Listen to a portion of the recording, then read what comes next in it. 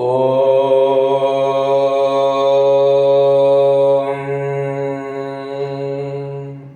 ஸ்ரீ குருப்யோ நமஹ.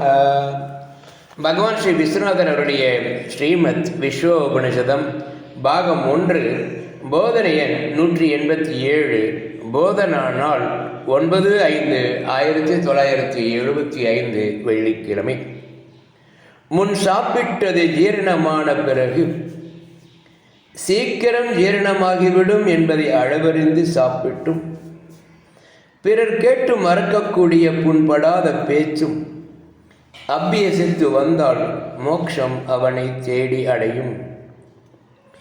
மோட்ச சாதனங்கள், அனுமதிக்கு முன் இருக்க வேண்டிய சாதனங்கள், வேத மந்திரங்கள் முதலியன கல்லாமலே கேட்காமலே அவனிடம் வந்து சேரும்.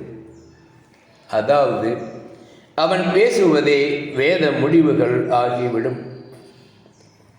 கலியுக தர்மம் என்பது வேதாந்தம் பேசுவோர் மலிந்திருக்கும், ஆனால் பேசுவோர் இலக்கு சிற்றின்ப சாதனையில்தான்.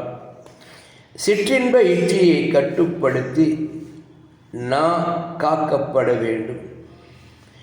எளிய வாழ்க்கைக்கும் குறைந்த தேவைகளுக்கும் அடிப்படை நான் காத்தல்.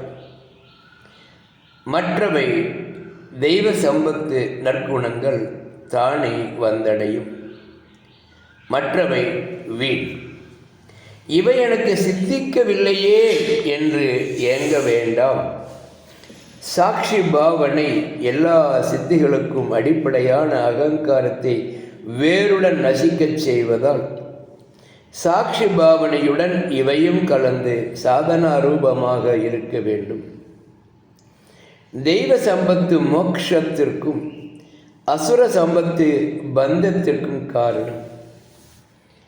தெய்வ சம்பத்து கீதையில் பயமின்மை முதலியன. ஓம் சாந்தி சாந்தி சாந்தி.